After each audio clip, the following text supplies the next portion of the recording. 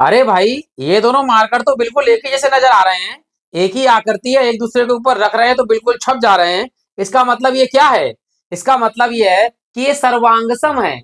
सर्वांगसम का मतलब होता है कि सभी अंग जिसके समान होते हैं उसे हम सर्वांगसम कहते हैं। तो मेरे प्यारे विद्यार्थियों, आप सभी लोगों को मेरा नमस्कार। और आज का ये टॉपिक यही है हमारा, सर्वांगसम, यानी सभी अंग जिसके समान होते हैं। तो वो कैसे हम सिद्ध करते हैं ये हम बताते हैं इस टॉपिक पर। तो आप सभी लोगों को मेरा नमस्कार। और आज ये वीडियो में पढ़ाएंगे हम अपनी कक्षा 9 की गणित में त्रिभुज। चैप्टर 7 है हमारा, त्रिभुजों की सर्वांग समता, यानी दो त्रिभुज कब सर्वांग सम होंगे, कौन कौन से इसमें नियम लगेंगे, उन सब के बारे में कॉन्सेप्ट के साथ में चर्चा करेंगे। अगर आप 9th में इस समय पढ़ रहे हैं मेरा वीडियो, तो चैनल को सब्सक्राइब कर लीजिएगा, क्योंकि इसी चैनल पे आपको 9 से लेकर इंटर तक की सभी मैथ मिलेगी, साइंस मिलेगी, आपके लिए इंग्लिश मिलेगी। तो फिलहाल ये वीडियो शुरू करते हैं, बिल्कुल पूरी तरह से बताते हैं कि सर्वांग सम होता क्या है, हर एक नियम को बारीकी से। और चैनल को सब्सक्राइब कर सकते हैं, और वीडियो अच्छा लगे तो आप लाइक भी कर सकते हैं, कमेंट बॉक्स में कमेंट कर सकते हैं। फिलहाल शुरू करते हैं, ये वाला वीडियो देखिए। सबसे पहले सर्वांग समता का परिभाषा बताते हैं हम आपके लिए कि त्रिभुजों की सर्वांग समता का नियम क्या क्या लगते हैं।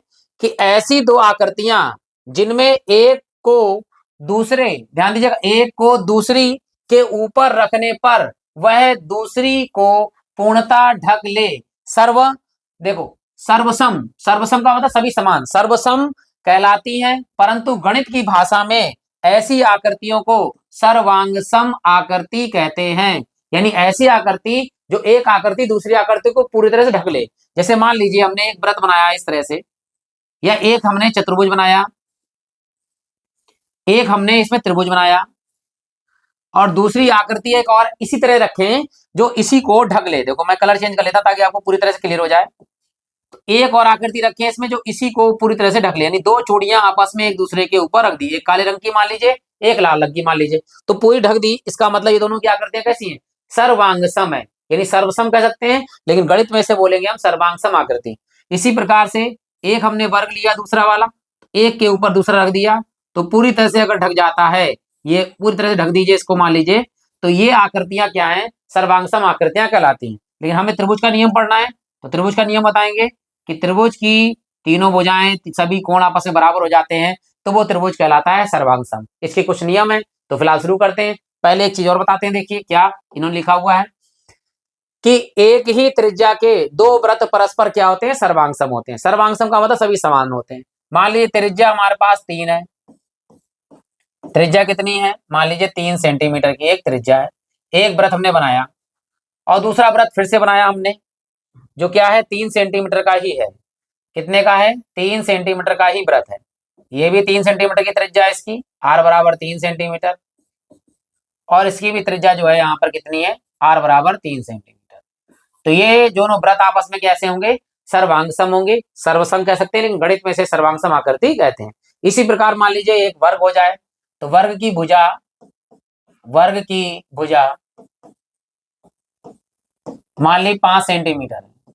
तो 5 सेंटीमीटर वाली जो भुजा है, अगर एक वर्ग बनाएंगे हम 5 सेंटीमीटर का, ये जिसकी चारों भुजाएं, वो चारों भुजाएं कितनी होती हैं? 5 सेंटीमीटर, 5 सेंटीमीटर, 5 सेंटीमीटर और 5 सेंटीमीटर। इसी प्रकार अगर हम दूसरा वृत्त भी बनाए, वर्ग बनाए हम, इसका भी 5 सेंटीमीटर ही है, तो ये क्या होगी आकृति? ये आकृति पहली वाली आकृति को पूरी तरह से ढक देगी। तो इसलिए जो ये आकृतियां होंगी, वे सारी आकृतियां जो हैं वो हमारी सर्वांगसम आकृतियां कहलाती हैं।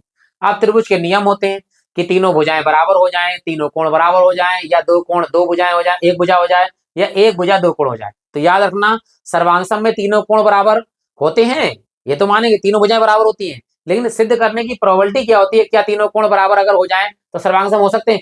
हो भी सकते हैं और नहीं भी, लेकिन तीनों भुजाएं अगर बराबर हैं तो वो सदैव सर्वांगसम ही होंगे। तीनों कोण अगर बराबर हो जाएंगे तो समरूप हो जाएंगे। अभी कुछ दिनों बाद लेक्चर लेकर आएंगे हम समरूप त्रिभुज का, उसको भी बताएंगे हम आपके लिए। फिलहाल ये वाला लेक्चर है सर्वांगसम नियम के अनुसार, तो बताते देखो। पहला नियम क्या है? एक ही माप की भुजा वाले दो, हाँ, वर्गों के सर्वांगसम होता है, वो तो मैंने बता दिया आपके लिए।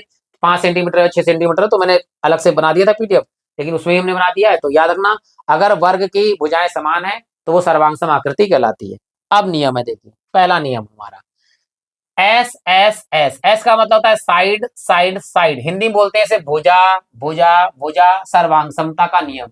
यानी दो त्रिभुजों की अगर तीनों भुजाएं परस्पर बराबर हो जाएं तो वे त्रिभुज हमारे जो है वो सर्वांगसम त्रिभुज कहलाते हैं। कैसे हम सिद्ध करते हैं वो बताते हैं हम आपके लिए। देखिए कि एक त्रिभुज ये है हमारे पास में, इस तरह से बना लिया, और दूसरा त्रिभुज इस तरह से, कहीं टेढ़ा मेढ़ा किसी तरह से बना लो, इस तरह से। ये ले लिया हमने ए बी सी, इसे हमने इधर से ले लिया पी क्यू, और ये आर ले लिया। यहाँ भुजा भुजा की बात कर रहा है। मान लीजिए ये वाली भुजा, पहली भुजा ये वाली भुजा इसके बराबर है, ये वाली दूसरी भुजा इस वाले के बराबर है, और ये वाली तीसरी भुजा इस वाले के बराबर है। आकृति में बताइए कि बराबर है या नहीं है, लेकिन हमने मान लिया कि बराबर है इस प्रकार से। तो कैसे लिखते हैं देखिए यहाँ पर, तो यहाँ लिखेंगे सबसे पहले कि भुजा कौन सी वाली, ए से सी, ए सी भुजा बराबर है किसके, देखो ए सी भुजा बराबर चाहे क्यू पी लिख लो चाहे पी क्यू लिख दो, तो पी क्यू लिख लिया हमने, पी क्यू, पी की भुजा के बराबर हो गया। दूसरी भुजा देखिए, भुजा कौन सी, दूसरी वाली ए बी, ए बी भुजा, ए बी भुजा किसके बराबर है जरा देखो बेटा, ये दूसरी भुजा है पी, पी आर के बराबर है, तो पी आर, पी आर के बराबर हो गई। तीसरी भुजा देख लीजिए क्या है, तीसरी भुजा हमारे पास है बी सी, तो बी सी है। ये तीसरे नंबर की बी सी भुजा किसके बराबर है, तो क्यू आर या आर क्यू लिख सकते हो, क्यू आर लिख लो चाहे आर क्यू लिख लो, तो क्यू आर लिख लिया हमने चाहे आर क्यू कुछ भी लिख सकते हैं। आप त्रिभुज सर्वांगसम कैसे होगा देखिए ध्यान से, तो हम यहाँ लिख रहे हैं, आपको पूरी तरह से देखते रहना ध्यान से। तो हमने तो ये ले लिया, देखो इस तरह से लिख ए बी सी, त्रिभुज इधर ले लिया हमने, त्रिभुज ए बी सी लिखते किस तरह से, ये बराबर का निशान इसके ऊपर इस तरह का साइन बना देते हैं, तो ये सर्वांगसम का नियम हो जाता है हमारा। आप सर्वांगसम का नियम देखो, पहले हमने लिया ए से बी का, ए से बी क्या है, देखो ए से बी है 2 नंबर वाली, ए से बी है कौन से नंबर वाली, 2 नंबर वाली, यहाँ 2 नंबर वाली लिखना है हमारे लिए, तो 2 नंबर वाली कौन सी है, पी आर, तो त्रिभुज यहाँ लिख देंगे पी आर। आगे समझिए देख लो, ए से बी, ए से बी क्या है, 2 नंबर वाली लाइन है, तो ए से बी के बाद 2 नंबर वाली लाइन कौन सी है, पी आर, तो लास्ट में क्या आ जाएगा हमारे पास क्यू। तो ए बी सी सर्वांगसम त्रिभुज किसके है, पी आर क्यू के। अब कौन कौन से कोण बराबर होंगे इसी प्रकार देखिए ध्यान दीजिए, इसलिए इसलिए अब ध्यान दीजिएगा कौन कौन चीजें बराबर हो जाएंगी। तो कोण देखो, 1 और 2 के बीच में कोण है ए, 1 और 2 के बीच में कोण है कौन सा, पी, तो कोण ए किसके बराबर होगा, कोण पी के, तो यहां लिखेंगे कोण ए बराबर कोण पी। आगे देखिए ध्यान से, अब 2 और 3 के बीच में देखो, यहाँ तो 1 और 2 के बीच और 2 और 3 के बीच में कोण कौन सा है जरा बताइए, बी, 2 और 3 के बीच, और यहाँ देखिए 2 और 3 के बीच में कौन सा कोण है, आर, तो यह हो जाएगा बी बराबर किसके, आर के, तो कोण बी बराबर किसके है, आर के। तीसरा कोण बताइए सी कोण, सी कोण किसके बीच में है, देखो 1 और 3 के बीच में कोण सी, 1 और 3 के बीच में देखना है, 1 और 3 के बीच में कोण कौन सा है यहाँ पर, क्यू, तीसरे नंबर पर, तो कोण क्यू। अब ये किस नियम से बराबर है ये भी बता देते हैं हम आपके लिए, यह है बाई सीपी सीटी।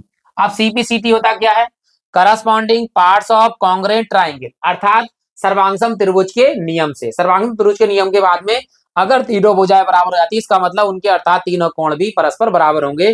सर्वांगसम नियम यही कहता है कि तीनों भुजाएं और तीनों कोण बराबर होते हैं तो वो सर्वांग त्रिभुज कहलाता है। लेकिन यहाँ सिद्ध किया था हमने साइड साइड साइड, तो यहाँ लिख सकते हैं सर्वांगसम त्रिभुज के नियम से एस एस एस सर्वांगसम, सर्वांगसम त्रिभुज के नियम से, त्रिभुज के नियम से, नियम से ये चीजें बराबर हैं हमारे पास में।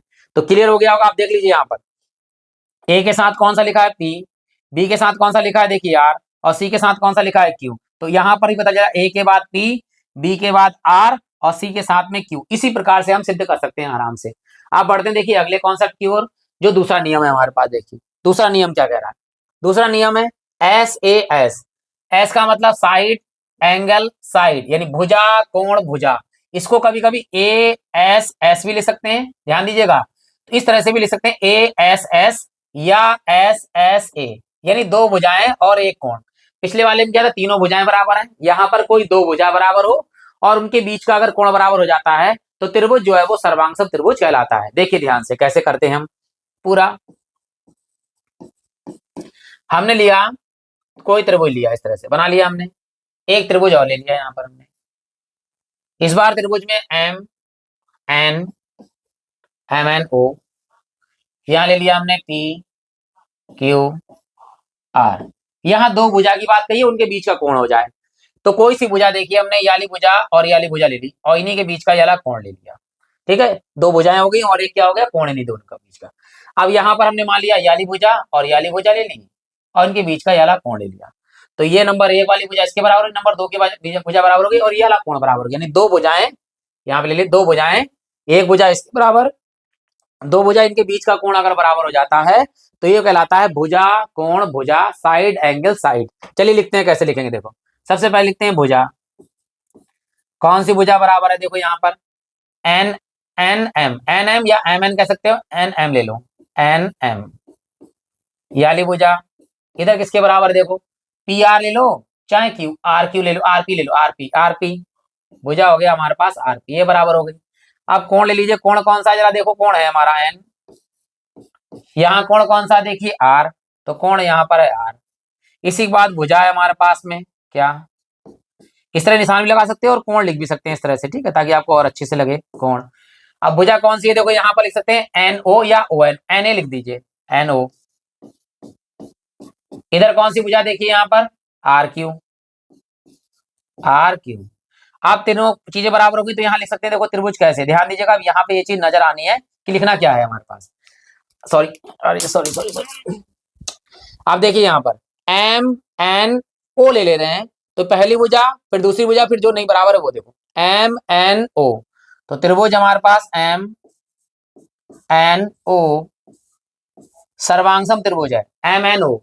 ठीक है, इसमें कौन सा बराबर होगा ये देखना है। एम यानी कि ये जो कोण के सामने वाली पहले कोण के साथ है, पहले पहली भुजा के साथ में, पहली भुजा के साथ में क्या है, पी आर यहाँ पर आएगा, त्रिभुज पी आर हो गया। और साथ में लास्ट में देखो ओ वाला कोण था, देखो यहाँ पर ओ है, तो यहाँ पर हमारे पास देखो ओ वाले के साथ यहाँ पर हमारा क्यू। और किस नियम से, देखिए साइड एंगल साइड सर्वांग सम, सर्वांग सम त्रिभुज के नियम से, त्रिभुज के नियम से। अब देखिए ध्यान से, यहाँ पे फिर बताते हैं हम आपके लिए कैसे हुआ। देखो एम एन भुजा लीजिए, एम एन भुजा किसके बराबर है जरा देखो, पी आर, तो पी आर के बराबर हो गई। अब यहाँ देखिए ओ एन ओ भुजा किसके बराबर होगी, आर क्यू, तो आर क्यू के बराबर हो गई। और कोण आ एन जो है वो एन बीच में कोण है और यहाँ किसके बराबर है, देखो आर के बराबर है। अब क्या होगा, इसलिए लिख सकते हैं हम, देखिए यहाँ पे लिख देते हैं इस लिए। अब बाकी चीजें भी बराबर होंगी, कौन कौन चीजें बराबर होंगी, देखो एक तो भुजा हो गई हमारी एम ओ, तो भुजा एम ओ, यहाँ किसके बराबर होगी तीसरी भुजा, पी क्यू, पी क्यू के। और कोण बचे हमारे पास में, कौन कोण बचा है, देखिए कोण ओ, देखिए दूसरी भुजा के साथ में, दूसरी भुजा के साथ में ये दूसरे नंबर की भुजा है, इसके साथ में कोण याला बराबर होगा। और फिर एक नंबर के साथ में याला तीसरा कोण बराबर होगा, एक नंबर के साथ में तीसरा कोण बराबर होगा। तो यहाँ हमारे पास है कोण ओ, यहाँ दो नंबर वाला किसके साथ, कोण क्यू, और यहाँ कोण हमारा एम, यहाँ कोण किसके बराबर है, पी के। किस नियम से बराबर होगा, ये होगा बाई सीपी सीटी, यानी corresponding parts of congruent triangle, यानी सर्वांगसम त्रिभुज के नियम से ये तीनों चीजें जो है हमारे पास बराबर होंगी इसी के। ठीक है, तो इस प्रकार सिद्ध करेंगे, सिद्ध करने के बाद बाकी जो चीज चाहिए हमारे लिए वो हम इस तरह से लिख सकते हैं। तो ये हमारे पास दूसरा नियम हो गया। अब तीसरा नियम और बचा जिसमें दो कोण एक भुजा बराबर हो। याद रखना कि सर्वांगसम त्रिभुज में बराबर करने के लिए कम से कम एक भुजा जरूरी है, तो दो कोण होंगे, और अगर दो भुजाएं होंगी तो एक कोण होगा, या तीनों भुजाएं बराबर होंगी। अब बढ़ते हैं लास्ट वाले की, जिसमें एक कोण बराबर तो होगा, मतलब एक भुजा बराबर होगी और इसमें दो कोण बराबर जरूर होंगे। और वीडियो आपको अच्छा लगा होगा, समझ में आ रहा है आपके लिए, तो आप चैनल को मतलब सब्सक्राइब कर सकते हैं और वीडियो को लाइक कर सकते हैं, ताकि हमें अच्छा लगेगा और प्लेलिस्ट में जाकर बहुत सारी चीजें देख सकते हैं। ठीक है, और लगातार वीडियो आपको लगातार इसी में प्राप्त हो जाएंगे, 9 से लेके इंटर तक के मैथ के वीडियो। फिलहाल शुरू करते हैं, लास्ट वीडियो अपना क्या है, मतलब लास्ट पीडीएफ है ये हमारी, जिसमें देखो एंगल साइड एंगल, यानी कि कोण भुजा कोण सर्वांग समता का नियम। देखो अब यहाँ पे दो कोण बराबर होंगे और एक भुजा कोई बराबर हो जाए। चलिए भाई यहाँ लिखते हैं हम, ये ए बी और ये सी, यहाँ पर पी क्यू आर, ये हमने ले लिया। अब इसमें दो कोण बराबर होने हैं, मान लीजिए एक कोण जो है वो बराबर है किसके, पी के, और बी कोण जो है वो किसके बराबर है हमारे पास, क्यू के। ये हो गया हमारे पास।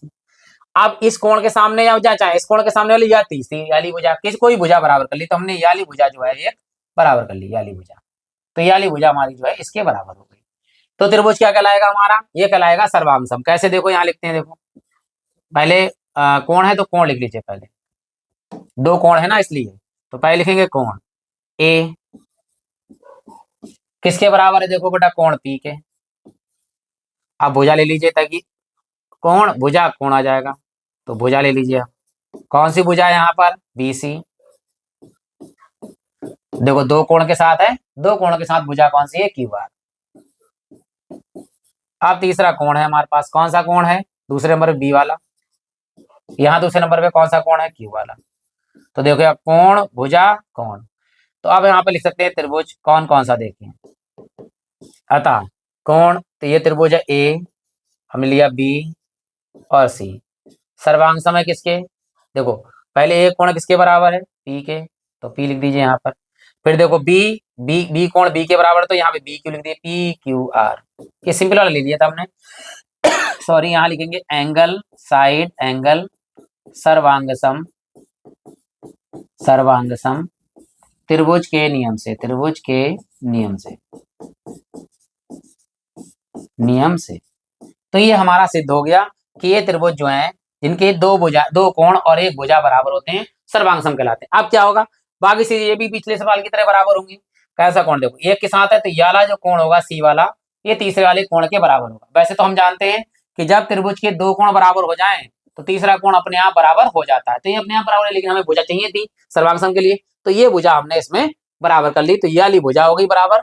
और अगली भुजा ये वाली भुजा, देखो दो के तीन, एक के साथ दो वाली, एक के साथ दो वाली याली भुजा बराबर हो जाएंगी, और दो के साथ एक के साथ तीन वाली और एक के साथ तीन वाली ये वाली भुजा हमारी बराबर हो जाएगी। और ये सर्वांगसम के नियम है, बहुत अच्छे से कर लीजिएगा। इसके बाद हम लेके आएंगे समरूप त्रिभुज के नियम, और पहले कुछ सवाल भी लेके आएंगे। ठीक है, इसी के साथ आप सभी लोगों का हृदय से